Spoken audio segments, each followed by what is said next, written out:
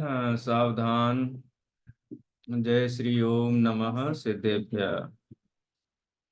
नमो अर्हन्ताणं नमो सिद्धाणं नमो आयर्याणं नमो वज्रायाणं नमो लोये सवसानम्।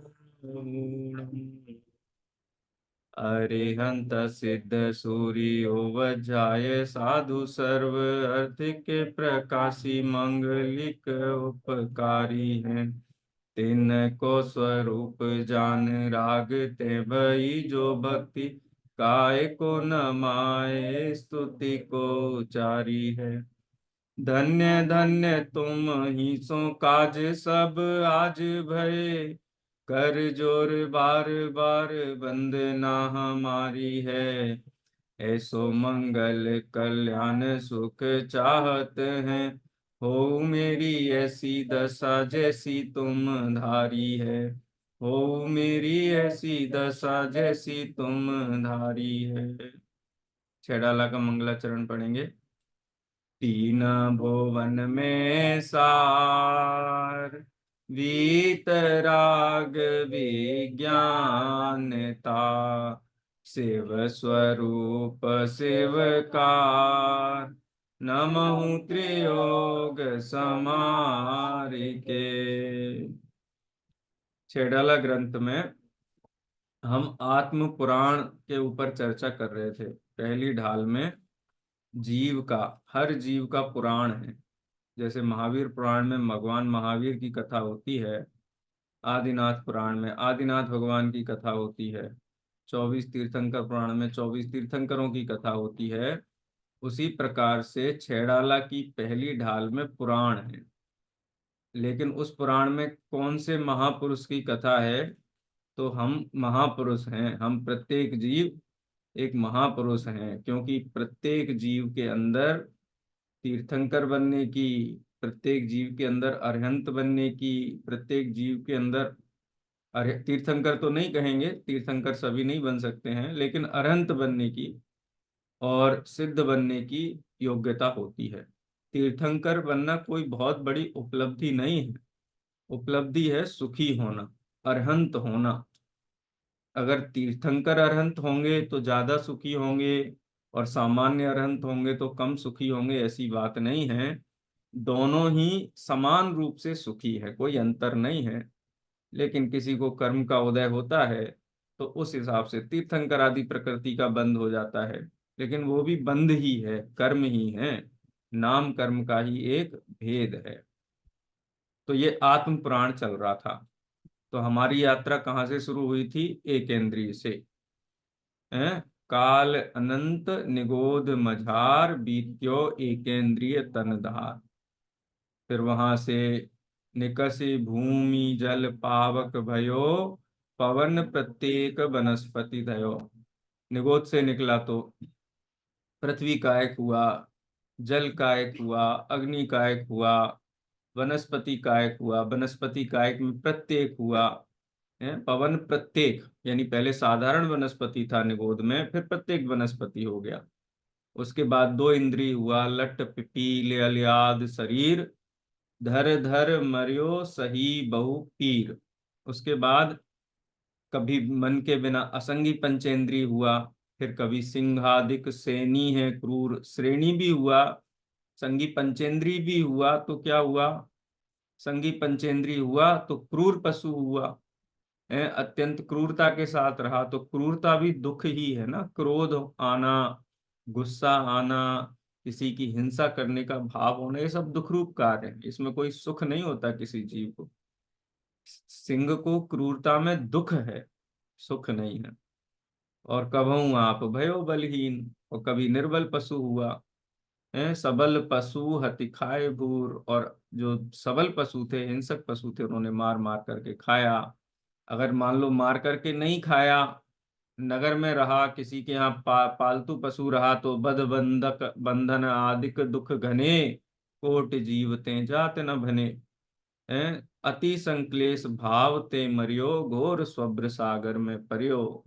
ऐसे त्रियंच गति में बहुत दुख उठाए, संक्लेश परिणामों से, किसी संगी पंचेंद्री त्रियंच ने मरण किया तो कौन सी गति में गया? वहां से नरक में चला गया।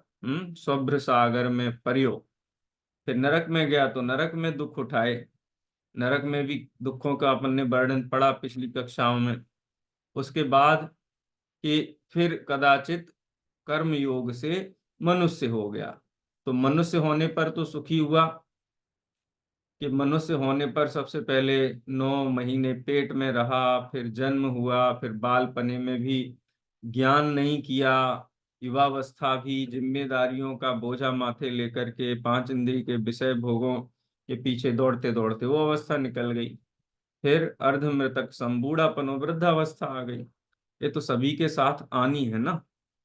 देखो, देह तो सबकी जानी है। देह का तो नियम है कि देह आती है और जाती है। ये सबकी जाती है। अरहंत परमात्मा की भी देह जाती है। ऐसा नहीं कि खाली हमारी ही जाएगी, सबकी जाती है। देह की प्रकृति वैसी है। इसलिए देह से राग करके देह के संसाधनों में समय का बहुत दुरुपयोग नहीं करना चाहिए। मैं देह नहीं हूं, मैं परिपूर्ण तत्व हूं, पूर्ण सामर्थ्यवान तत्व हूं। देह से मेरा कोई भी संबंध नहीं है। देह पुद्गल है, जड़ है, अचेतन है, और मैं चेतन हूँ, सुख वाला, ज्ञान वाला, अनंत सामर्थ्यवान द्रव्य हूँ। दोनों में कोई संबंध नहीं। तो मनुष्य हुआ, वृद्ध आदि हुआ, और वृद्ध आदि अवस्थाओं में फिर धर्म साधन नहीं बनता है, अभ्यास नहीं बनता है। क्योंकि बचपन में यदि अभ्यास किया हो फिर तो अंतिम श्वास पर्यंत, अंतिम श्वास पर्यंत क्या, भव भवों तक चलता है। शास्त्र अभ्यास एक ऐसा अद्भुत कहना चाहिए व्यवस्था है कि एक बार यदि किसी ने शास्त्र अभ्यास कर लिया रुचि पूर्वक, तो ये बात निश्चित हो जाती है, उसको सर्टिफिकेट मिल जाता है, उसको परमानेंट ये सर्टिफिकेट मिल जाता है कि अब वो संसार में नहीं रहेगा। हम्म। सूत्र पाहुड़ की बहुत सुंदर गाथा है आचार्य कुंद कुंद देव की। डोरा सहित सुई नहीं खोती, गिरे चाहे बन भवन, संसार सागर पार हो, जिन सूत्र के ज्ञायक श्रमण। जिन सूत्र के, जिनेन्द्र भगवान के द्वारा जो उपदेश दिया गया है, जिसको द्वाद सांग रूप सूत्रों में गूंथा गया है, और ग्रंथों के माध्यम से, विद्वानों के माध्यम से, आचार्यों के माध्यम से हमें जो प्राप्त हुए हैं, ये सूत्र जिसके कान में पड़ गए हैं, वो फिर वन भवन में, माने त्रिभुवन में, ऊर्ध्व मध्य अधोलोक में, त्रियंच गति में, नरक गति में, मनुष्य और देव गति में खोता नहीं है। और खोने का मतलब तो निगोद में चले जाना है। क्योंकि जीव यदि उपाय नहीं करेगा, 3 घंटे की फिल्म पूरी होगी और कहे नहीं सिनेमा हॉल में बहुत बढ़िया एसी लगा हुआ है, हमको यहीं बैठने दो, हम बाहर नहीं निकलेंगे, बाहर 45-50 डिग्री की गर्मी है, तो बोलो क्या व्यवस्था की जाएगी कि हम नहीं जाएंगे, हम तो यहीं बैठेंगे, बाहर बहुत गर्मी है। अरे उठा करके फेंक दिया जाएगा। ये सादिक 2000 सागर की अवस्था पूरी होगी, ये चला जाएगा, तरस पर्याय चली जाएगी। 2 इंद्री, 3 इंद्री, 4 इंद्री, पंचेंद्री अवस्था ही नहीं रहेगी। क्या होगा, एक इंद्री में चला जाएगा। इसलिए जब तक बुद्धि है, विवेक है, तब तक हमें दृढ़ होकर के वस्तु स्वरूप को समझना चाहिए, समझना चाहिए। देखो, समो शरण में भी तीर्थंकर भगवान कोई अभ्यास नहीं करवाते हैं कि रात्रि भोजन कैसे छोड़ना है, जमीकंद कैसे छोड़ना है, अणुव्रत कैसे करना है, महाव्रत कैसे करना है। इसका कोई वहाँ ट्रेनिंग क्लासेस नहीं होती हैं। वस्तु का सच्चा स्वरूप बता दिया जाता है। वस्तु का यथार्थ स्वरूप समझ में आने पर संसार, शरीर, भोगों से विरक्ति हो जाती है। और जितनी विरक्ति होती है, आंशिक वृत्ति होती है, निवृत्ति होती है, तो उसको अणुव्रत कहते हैं। पूर्ण निवृत्ति होती है तो उसको महाव्रत कहते हैं, मुनि अवस्था कहते हैं। लेकिन होती समझने से है, और समझे बिना बाह्य आचरण धारण करके करे तो कोई लाभ नहीं होता है। लाभ नहीं होता है माने संसार परिभ्रमण चालू रहता है, ऐसी अवस्था में चला जाता है कि वन भवन में खो जाता है, एक इंद्री में चला जाता है। इसीलिए शास्त्र के माध्यम से हमें समझना चाहिए। समझ का ही धर्म है। जिसने समझा उसने मुक्ति का रास्ता उसको मिल जाता है। जो नहीं समझता है, बाह्याचरण करे, बाह्य व्रत आदि धारण करे, तो वहीं में संतुष्ट होकर के रह जाता है और फिर वही परिभ्रमण चलता रहता है। चलिए, फिर क्या हुआ, मनुष्य गति में गया, मनुष्य आयु पूरी हुई और मनुष्य आयु मिली, तो क्या किया, ये 15वें नंबर के छंद में बताया गया है। बहुत सुंदर छंद है। छंद पढ़ते हैं, कुछ पारिभाषिक शब्दावली है, कुछ टर्मिनोलॉजी भी इसमें आती है, वो भी अपन समझेंगे। कभी अकाम निर्जरा करे, भवन त्रिक में सुर तन धरे, विषय चाह दावानल दयो, मरत विलाप करत दुख सयो। कभी अकाम निर्जरा करे, मनुष्य है ना, मनुष्य को कभी अकाम निर्जरा हो। निर्जरा किसे कहते हैं, जो हमने कर्म बांधे हैं। ये भी एक व्यवस्था है समझने लायक। जैन दर्शन का कर्म सिद्धांत भी बहुत जबरदस्त है, बहुत सिस्टमेटिक है, वैज्ञानिक है, साइंटिफिक है। मतलब आप ये समझ लीजिए कि आपने जो नहीं किया है वो आपको नहीं भोगना पड़ेगा। कोई और पुण्य करे और आप उसका लाभ कमाएं, ऐसा नहीं होता। देखो, हम कहते हैं हम अपने परिवारजनों की व्यवस्था बनाते हैं, अपनी पत्नी की व्यवस्था बनाते हैं, अपने पुत्र पुत्रियों की व्यवस्था बनाते हैं, माता पिता की व्यवस्था बनाते हैं। ये झूठ बात है। कोई किसी की व्यवस्था नहीं बनाता। सब अपने पुण्य प्रमाण व्यवस्था पाते हैं। माने यदि पुण्य का उदय होगा तो व्यवस्थाएं बनेंगी, कोई उनको रोक नहीं सकता है। और पुण्य का उदय नहीं होगा तो व्यवस्थाएं नहीं बनेंगी, कोई कितना भी प्रयास करे। कृष्ण और बलराम ने द्वारका नगरी से अपने माता पिता को निकालने का कितना प्रयास किया। जुट गए हल में, वो उसमें रथ में, हम घोड़े नहीं खींच पा रहे, हम खींच करके लेकर के जाएंगे। लेकिन वो कीलित हो गए रथ, निकले ही नहीं। उठा करके निकले तो नहीं निकल पाए। फिर आकाशवाणी हुई कि नहीं निकल पाएंगे, यदि आपको निकलना है आप निकल जाइए। तो स्वीकार करके निकलना पड़ा। देखो, इतने नारायण और बलभद्र जैसे पुत्र भी रक्षा नहीं कर सके, क्योंकि आयुष्य नहीं था। आयुष्य नहीं था। तो संसार की व्यवस्थाएं तो सबकी अपने अपने पुण्य प्रमाण चलती हैं, यानी कर्म के उदय से चलती हैं। कर्म का उदय आना या झड़ना ये निर्जरा कहलाती है। निर्जरा दो प्रकार की होती है, अकाम निर्जरा और सकाम निर्जरा। अकाम निर्जरा किसे कहते हैं, कि आपका पुण्य का उदय है, सारी विषय सामग्रियां सब हैं, लेकिन आपको लगा कि नहीं, अपने को ना थोड़ा उपवास करना चाहिए, थोड़ा संयम से रहना चाहिए, नहीं तो नरक में चले जाएंगे, त्रियंच में चले जाएंगे, थोड़ा धर्म कर लेना चाहिए। तो आज अनंत चतुर्दशी का दिन है, सामग्री सब है अपने पास में, और हमने उपवास कर लिया, अन्न जल का त्याग कर दिया, लेकिन आत्मा में तो रुचि है नहीं, वस्तु का स्वरूप समझते नहीं है। तो हम घड़ी देखते हैं, विचार करते हैं कि कल 12 घंटे, 10 घंटे, यानी हमारा विकल्प भोजन के प्रति है, यानी हमें क्षुधा की वेदना तो है, और हमारा श्रद्धान ये है कि भोजन करके ही हम सुखी होंगे। अंदर में ये श्रद्धान भी चलता है, ये नियत भी हमारी वही है। लेकिन चूंकि हमने नियम लिया है, इसलिए हम उसको भंग नहीं करते हैं। तो ऐसी स्थिति को कहते हैं अकाम निर्जरा, यानी कर्म का उदय आया लेकिन आपने उसको भोगा नहीं। भोगा नहीं माने आपने उन सुख सुविधाओं का उपभोग नहीं किया, तो कर्म निर्जरित हुआ। तो उस परिणाम के कारण अकाम निर्जरा हुई, और जो कर्म आया वो पुण्य कर्म आया। आया ना ख्याल में, पुण्य कर्म आया। जैसे क्षुधा वेदना का उदय हुआ और आपने भोजन किया तो पाप हो गया।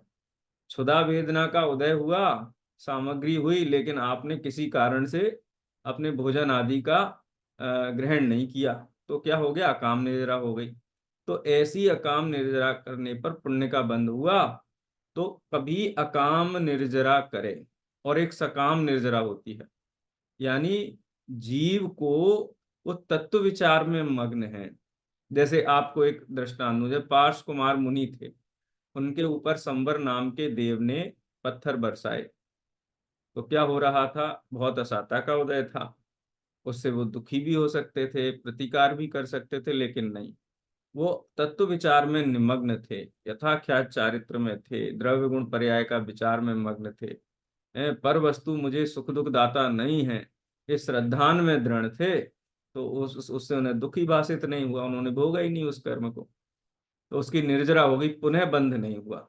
अकाम निर्जरा में पुण्य बंध होता है, सकाम निर्जरा में पुनः बंध नहीं होता है। तो मुक्ति होती है, केवल ज्ञान होता है। तो अज्ञानी जीव अकाम निर्जरा करता है और ज्ञानी जीव सकाम निर्जरा करते हैं। दो शब्द और आते हैं जिनवाणी में। अकाम निर्जरा को सविपाक निर्जरा भी बोलते हैं, यानी कर्म अपनी अवस्था स्थिति पूरी करके उदय में आया, उसकी निर्जरा हुई, लेकिन हमने उसको भोगा, अथवा किसी भी प्रकार से भोगा, उसको अच्छे भाव से भोगा, शुभ भाव सहित भोगा, तो पुण्य का बंध हुआ। भोगा माने उसको जाना, उसको उस वृत्ति से जाना। और अविपाक निर्जरा यानी कर्म बांधे हुए थे, लेकिन जीव ने अपने निर्मल परिणामों से, विशुद्ध परिणामों से क्या किया, उन कर्मों की स्थिति और अनुभाग को क्षीण कर दिया, कम कर दिया, और उदय में आए। तो जैसे बंधे थे वैसे उदय में नहीं आए।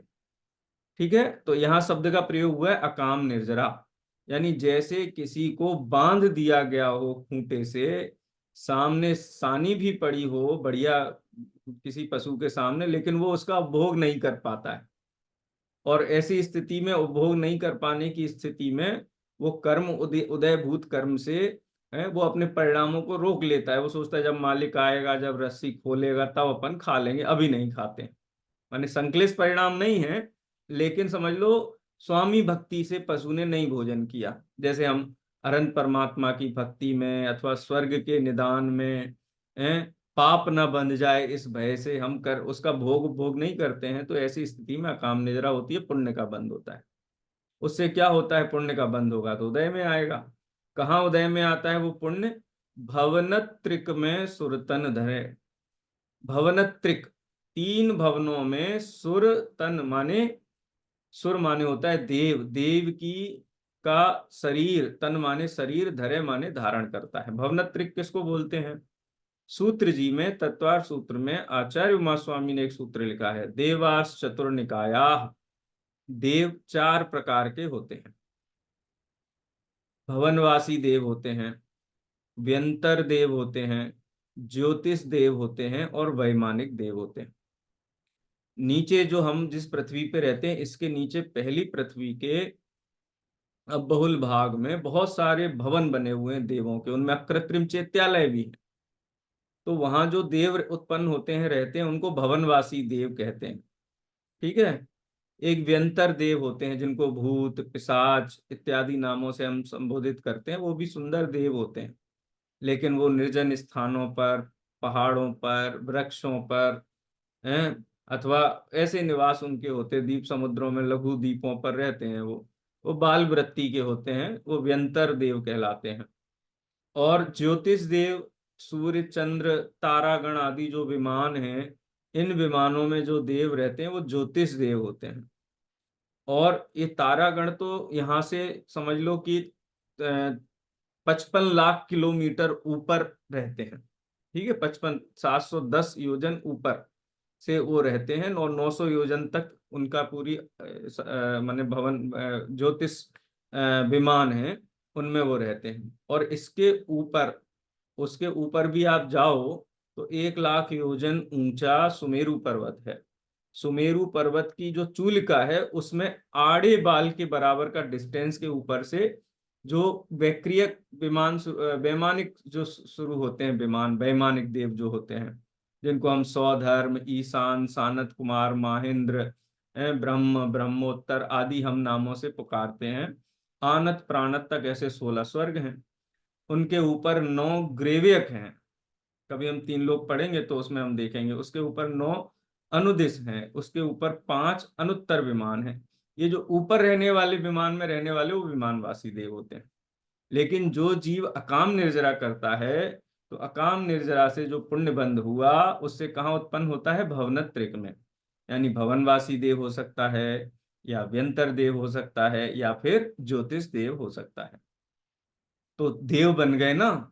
है, किसी को कह दो कि अरे वो तो देव गति में चले गए, तो कितना खुश हो जाते हैं हम, हैं देवगति में। तो देवगति में जाना क्या प्रसन्नता की बात है। तो उसका यहाँ पे हम एनालिसिस देखते हैं। यदि अज्ञानी जीव देवगति में भी चला जाए तो अपने अज्ञान से दुखी ही रहता है। ज्ञानी जीव सब जगह सुखी है। अगर ज्ञानी नरक में भी चला जाए तो भी सुखी है, त्रियंच में भी ज्ञानी सुखी है, मनुष्य में भी ज्ञानी सुखी है, और देवगति में ज्ञानी सुखी है। क्यों सुखी है? वो ज्ञान से सुखी है, बाह्य संयोगों से कोई सुखी नहीं होता है। तो कभी अकाम निर्जरा करे, भवनत्रिक में सुर तन धरे। भवनत्रिक का मतलब समझ में है ना, भवनवासी, व्यंतर और ज्योतिष, इन तीन प्रकार की जातियों के देव पर्याय। सुर तन माने देव शरीर धारण करे। विषय चाह दावानल, विषय चाह दावानल दह्यो। अब वहां देवों में क्या होता है कि देवों के पास बहुत रिद्धियां होती हैं, लेकिन अज्ञान है, उनको लगता है पांच इंद्रियों के विषयों से ही सुख होता है। तो उनको इच्छा, विषय चाह, विषयों की इच्छा। देखो मैं आपको जैसे बताऊं, जैसे आप किसी गांव में रहते हैं, वहां सब अपने बढ़िया कच्चे मकान में या छोटे छोटे एक कमरे दो कमरे के मकान में रहते, खेती बाड़ी करते हैं और रहते हैं अपने। ठीक है, दुखी, उनको लगता है कि हम दुखी, हम शहर में चले जाएंगे तो सुखी हो जाएंगे। किसी ने अपनी जमीन बेच बाच दी और समझ लो वहां चला गया बम्बई में, और जुहू में उसने एक फ्लैट खरीद लिया जा करके और रहने लगा। अब वहां से फ्लैट में रहता है, अब उतरता है तो देखता है अब इतना ही पैसा है उसके पास। तो उसको लगता है देख करके कि देखो, अरे यहाँ तो बड़े बड़े फिल्मी सितारे रहते हैं, बड़े बड़े उद्योगपति रहते हैं, वो कोई एम्बेसडर, उसके एम्बेसडर तो पुरानी हो गई गाड़ी। कौन सी गाड़ी, ऑडी और मर्सिडीज और पोर्से और समझ लो जो भी हो। वहाँ लोग रहते हैं, ओके, एकदम बहुत एकदम ऐसी जीवन है उनका। तो अच्छा वो बताओ, गांव में तो उसके पास इतना मॉडर्नाइजेशन नहीं था, वहां तो सब बढ़िया फ्लैट है, उसमें बढ़िया एसी लगा हुआ है, गाड़ी है उसके पास में, समझ लो मारुति की अच्छी गाड़ी है। लेकिन वहां वो जब चारों तरफ चकाचौंध देखता है तो ज्यादा सुखी हो रहता है कि गांव में ज्यादा सुखी रहता था? देखो उसकी वृत्ति क्या थी कि मॉडर्न हो, एकदम बढ़िया सारी टिप टॉप व्यवस्थाएं हों, ऐसा उसको लगता था, और जब मिल जाएंगी तो सुखी हो जाएंगे। अब वहां जाकर के उसको ये होती कि अरे इतना बड़ा बंगला इनके पास, हमारे पास भी बंगला हो तो हम कितना बढ़िया है। वो गाड़ी से निकलते हैं और हम अपनी गाड़ी, तो हमको ऐसा लगता है कि हम तो बिल्कुल माने बैलगाड़ी से भी गई हुई थी हमारी गाड़ी। तो वो व्यक्ति गांव में ज्यादा सुखी था कि वहां ज्यादा सुखी था? सुखी है। गांव में उसको ये थी कि ऐसी अवस्था मिलेगी तो हमें बहुत आनंद आ जाएगा। लेकिन शहर में जाकर के जो चाह है उसका, वहां जाकर के इसीलिए ब्लड प्रेशर बढ़ जाता है, डायबिटीज हो जाती है उसको, है शरीर काम करना बंद कर देता है। क्यों? क्योंकि वो देख देख करके वो सोचता है कि अरे ऐसा ऐसा ऐसा ऐसा है, ये हो जाए तब मजा आएगा, ऐसा हो जाएगा। तो ऐसे ही हीन देव जब वैमानिक आदि देवों को देखते हैं, तो उनको देख करके मन में ऐसा विचार होता है कि हमारे पास भी ऐसा ही हो, हमारे पास भी ऐसी रिद्धि हो, है हम भी इंद्र हों। इंद्र और देव में अंतर होता है, इंद्रों के राजा देवों के राजा को इंद्र बोलते हैं, तो हम भी इंद्र, इंद्र का वैभव देख करके उनके मन में इस प्रकार का भाव रहता है। और पांच इंद्रिय के विषयों की इच्छा भी बहुत है।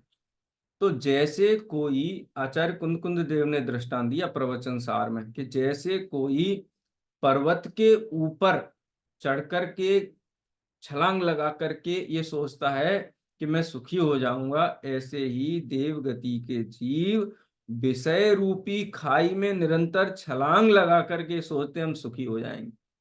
और छलांग लगा के क्या होगा? विषय रूपी खाई में हाथ पैर टूटते हैं, माने दुखी ही रहते हैं, तृष्णा बढ़ती जाती है। देखो चाह जो है ना, इच्छा तृष्णा, ये ऐसी वस्तु है कि ये कभी इसकी पूर्ति नहीं होती है। एक इच्छा पूरी करने पर चार इच्छाएं उत्पन्न होती हैं, चार इच्छाएं पूरी करने पर 16 इच्छाएं उत्पन्न होती हैं, 16 पूरी करोगे तो 64 उत्पन्न होंगी। ऐसे मल्टीप्लिकेशन इफेक्ट होता है इसमें। उपाय क्या है? चाह को रोकना, चाह का अभाव करना, और चाह का अभाव होता है वस्तु स्वरूप समझ करके। इच्छा का कोई अंत नहीं है। आशा गर्तः प्रति प्राणी सर्वम विश्वम अनुपमम। आशा रूपी गड्ढा इतना गहरा है इस प्राणी का, इस जीव का, कि सारा ब्रह्मांड भी उसमें रख दिया जाए तो वो भी एक अणु के समान ही रहेगा। उसको, हमको ऐसे और ब्रह्मांड चाहिए। हम देखते हैं ना दुनिया की संपदा जिनके पास है, पद जिनके पास है, सामर्थ्य जिनके पास है, वो सब दुखी महादुखी दिखाई देते हैं। अनावश्यक चिंताओं में, अनावश्यक टेंशन्स में बैठे रहते हैं। तो विषय चाह दावानल दयो, ये भवनत्रिक के देवों में विषय चाह, विषयों की जो चाह माने इच्छा है, इसका क्या होता है? दावानल दयो। दावानल किसे कहते हैं? देखो, अग्नि कई प्रकार की होती है। एक पक्वाग्नि होती है जिससे हम भोजन पकाते हैं, उसको क्या बोलते हैं? पक्वाग्नि। रोटी दाल सब्जी एक ही अग्नि होती है। एक होती है बड़वाग्नि, समुद्र के अंदर भी अग्नि होती है, ये ज्वालामुखी के रूप में फूट के निकलती है ना, इसको बोलते हैं बड़वाग्नि। है, एक होती है जठराग्नि। हमारे शरीर के अंदर, ये जो औदारिक शरीर होता है ना, इसके अंदर जठराग्नि होती है, तो जो हमारे शरीर को उष्ण रखती है और हमारा भोजन आदि पचाने में जो मदद करती है, उसको जठराग्नि बोलते हैं। एक दावाग्नि होती है। दावाग्नि किसे बोलते हैं? जंगल की आग। जंगल में आग लगती है तो क्या होता है, कैसा होता है? कि वो जंगल की आग माने जंगल में आग का मतलब होता है कि वहां इतनी दहन सामग्री है। तो किसी पहाड़ के ऊपर आग लगेगी तो नहीं फैलेगी, मतलब सूखा कोई पहाड़ पड़ा हो। खाली मैदान में आग लगेगी तो नहीं फैलेगी। लेकिन जंगल में आग लग जाए तो क्या होगा? वहां तो लकड़ियां, घास फूस, पेड़ पत्ते, इतनी सामग्री है। तो समझ लो कि स्वर्ग के जो भवनत्रिक के देव हैं उनको विषय इच्छा है, और वहां पर विषय इच्छा की इतनी प्रचुर सामग्री है कि उस सामग्री में निरंतर जलते हैं, जलते हैं, जलते रहते हैं। करोड़ों करोड़ वर्ष तक जलते रहते हैं। कैसे जलते रहते हैं? जैसे कोई कुत्ता हो, उसको सूखी हड्डी मिल जाए तो बड़ा प्रसन्न चित्त हो जाता है वो, और वो हड्डी को मुंह में दबा करके कहीं छिप करके कोने में जा करके बैठ जाता है, चबाता रहता है, चबाता रहता है। और चबाते चबाते सोचता है कितनी सुंदर वस्तु मुझे मिल गई, तीन लोक का मुझे पूरा वैभव मिल गया, और उसी में मग्न होकर के चबाता रहता है। कोई देखता है कि अरे ये कुत्ता मर जाएगा, इसको चबाते चबाते, उसको छुड़ाने की कोशिश करता है कि छोड़, है, मुंह फट जाएगा। लेकिन वो कुत्ता उसके ऊपर हमला कर देता है, बोले नहीं, मैं तो इसी को चबाऊंगा। तो कैसी वृत्ति है देखो, एक त्रियंच गति का जीव है, एक भावनात्रिक का जीव है, लेकिन वृत्ति कैसी है? दोनों की समान वृत्ति है, एक जैसी वृत्ति। ऐसी देवगति के लिए लार टपकाते हैं, लेकिन देवगति की हकीकत ये है कि वहां विषय रूपी इच्छा का जो जंगल की आग की तरह वहां लगा हुआ है, लगा हुआ है। लेकिन उसकी भी एक सीमा है, एक आयु की जब तक स्थिति है, जब तक देवायु है तब तक रहेगा वहां, उससे ज्यादा तो नहीं रह सकता है। फिर समय पूरा हो जाता है, फिर सोचता है अब तो ये नहीं मिलेगा, ये सारी सामग्री नहीं मिलेगी। उस सामग्री में सुख नहीं मिला एक क्षण भी, लेकिन उसकी बुद्धि ऐसी है कि इससे मुझे सुख मिलेगा। और ऐसे विषय रूपी इच्छा के वन में दह्यो माने जलते जलते जलते जलते हैं, वर्षों वर्ष निकल जाते हैं, पल्योपम आयु उसकी पूरी हो जाती है। मरत विलाप करत दुख सयो, और मरण समय निकट आ जाता है और सोचता है अब सब छूट जाएगा। अवधि ज्ञान से ये भी जान लेता है, देखो विषय इच्छा रखने वाले जीव की क्या दुर्गति होगी, त्रियंच आदि में चला जाएगा, त्रियंच आदि गति में चला जाएगा, तो वो भी दिखाई देता है। तो संक्लेश परिणाम मल्टीप्लाई हो जाता है, और दुखी रहते रहते वो अवस्था भी चली जाती है। देव से देव तो होता नहीं दोबारा, देव से नरक में भी नहीं जाता है, देव से मनुष्य या त्रियंच होता है। मनुष्य भी तो देखो, मनुष्य भी कितने होते होंगे? मनुष्यों की कुल संख्या 29 डिजिट्स, माने इकाई दहाई में अगर अपन देखो ना, 29 अंक प्रमाण मनुष्यों की संख्या है। और देव कितने होते हैं? देव होते हैं असंख्यात, नारकियों से भी असंख्यात गुणे अधिक देव होते हैं। अब सब देवों के लिए कहाँ मनुष्य गति मिलेगी बताओ? कितने देवों को मनुष्य गति मिलेगी? 29 अंक प्रमाण तो हैं। अब उसमें जो जितने मनुष्य गति से तय करके जाएंगे उतनी वैकेंसी होगी, उतने आएंगे। तो कहाँ जाएंगे? देवगति के जीव, अधिकांश देवगति के जीव जाते त्रियंच गति में, क्योंकि यहाँ जगह ही नहीं है।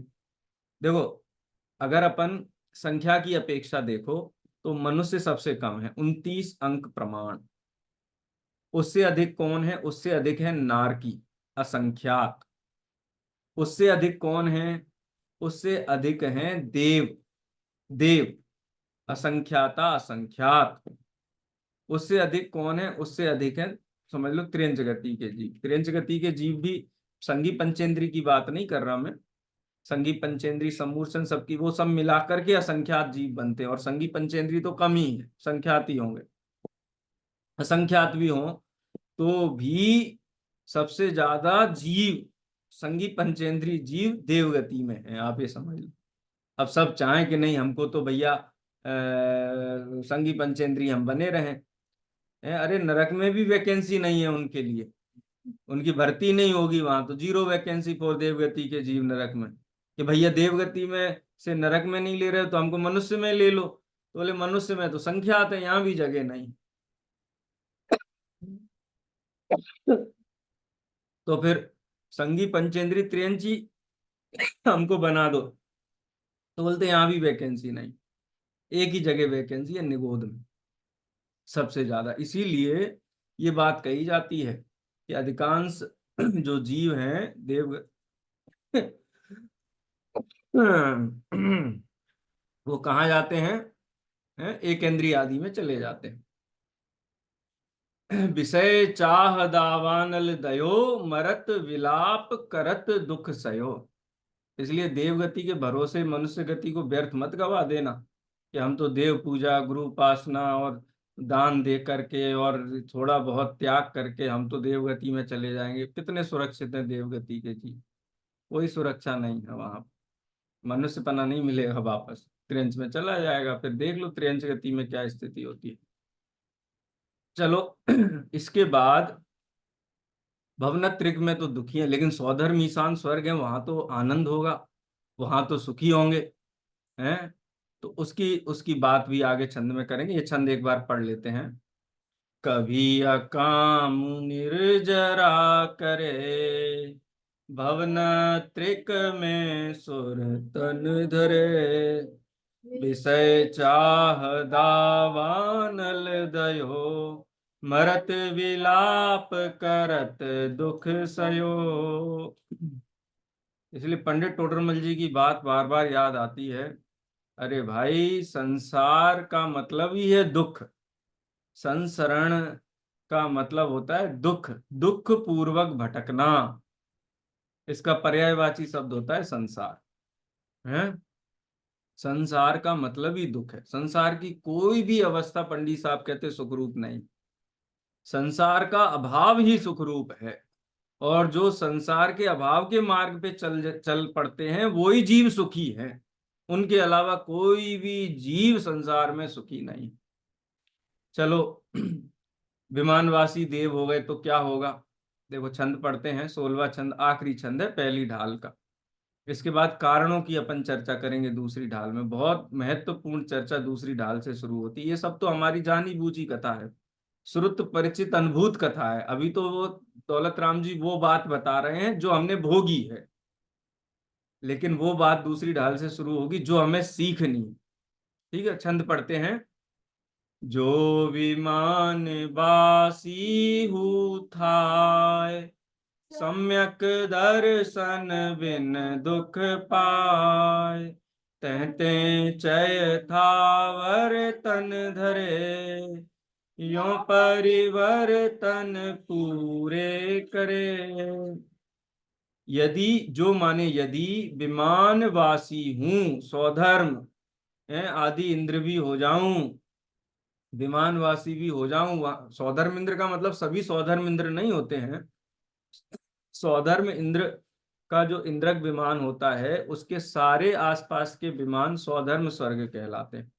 वहां पे श्रेणीबद्ध विमान होते हैं, प्रकीर्णक विमान होते हैं, जैसे सामासिक देवों का अपन जब तत्वार सूत्र एक बार पढ़ेंगे तब उसमें देखेंगे। माने देवकों का परिवार होता है, उनकी पत्नियां होती हैं, उनके समकक्ष समझ लो कि जो गुरुजन होते हैं, भाई बहन का संबंध तो वहां नहीं होता है माता पिता का, लेकिन जैसे परिवार के सदस्य की तरह रहते हैं। सामासिक देव, सामानिक देव होते हैं, पारिषद होते हैं, उनके राज दरबार में रहने वाले होते हैं कई देव, कई प्रजा की तरह रहते हैं, कई आत्म रक्षा करने वाले होते हैं, कई सेवा करने वाले होते हैं, ऐसे बहुत सारे देव वहां रहते हैं। वो सभी विमानवासी, सौधर्मिंद्र तो सम्यक दृष्टि होता है, सौधर्मिंद्र की बात नहीं है। विमानवासी सौधर्मिंद्र तो एक भवतारी होता है, वो तो निरंतर ये भावना भाता है कि कब ये पर्याय छूटे और हम मुनि बन करके और मुक्ति के मार्ग पे आगे बढ़ जाएं। इतना उत्साह होता है उसको कि मध्य लोक में किसी भी तीर्थंकर का जन्म हो, कोई भी अरहंत परमात्मा विराजते हो, तो निरंतर उनकी वंदना के लिए, उनकी सेवा के लिए निरंतर जाता है, उसको उसी में आनंद आता है, अनुमोदना करने में। जैसे हमको जो बनना हो ना और हमारा आदर्श हो, तो हम उस आदर्श के ही चक्कर, अपने जो आइडियल्स हमारे हैं उनके हम चक्कर लगाते हैं। ऐसे ही सौधर्मिंद्र तो एक भवतारी होता है, मुनि दीक्षा लेकर के मुक्ति के मार्ग में आगे बढ़ने वाला होता है, वो रुकता नहीं है, इसलिए निरंतर उसमें रहता है। सुखी जीव है वो तो, सम्यक दृष्टि जीव है, पूर्ण सुखी नहीं है, लेकिन ऐसा जीव है जिसने सुख के मार्ग का सच्चा श्रद्धान कर लिया है, मिथ्यात्व का अभाव कर दिया है, सम्यक ज्ञान प्रकट कर दिया है। और अनंतानुबंधी कसाय के अभाव रूप उसको निराकुलता भी है, ऐसा नहीं है कि निराकुलता, निराकुलता भी है। और वो किसके बल से है? वो तत्व विचार के बल से, तत्व श्रद्धान के बल से।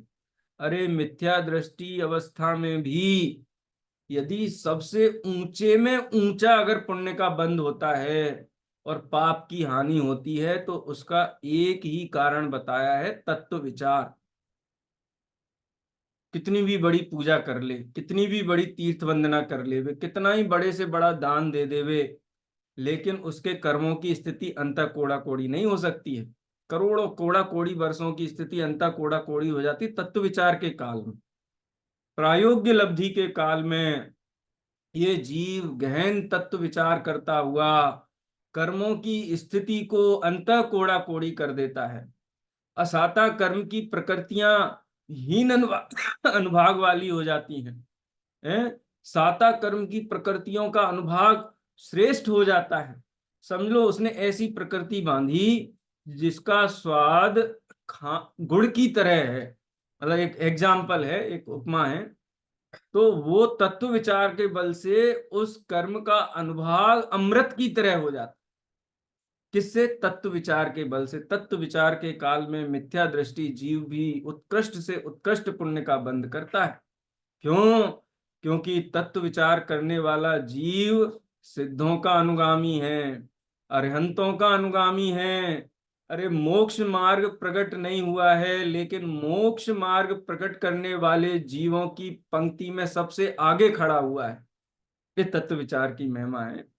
जीवन में उल्लास आनंद लाना हो तो तत्व विचार करो। दो ही वस्तुएं जीव को सुखी बनाती हैं। आचार्यों ने कहा, झाणम अध्ययनमेव झाणम, अध्ययन और आत्मानुभूति है। वस्तु स्वरूप का अध्ययन और आत्मानुभूति ही सुखी करता है। लेकिन जो अध्ययन से, ज्ञान से रहित हैं, वो स्वर्ग के विमानिक देव भी हो जाएं तो भी दुखी रहते हैं। इसकी विशेष चर्चा अपन कल करेंगे, समय हो गया है। जिनवाणी स्तुति करेंगे। स्याद्वाद नय सठ द्रव्य गुण पर्याय और प्रमाण का, जड़ कर्म चेतन बंध कारु कर्म के अवसान का, कह कर स्वरूप यथार्थ जग का, जो किया उपकार है उसके लिए, जिनवाणी माँ को वंदना सत बार।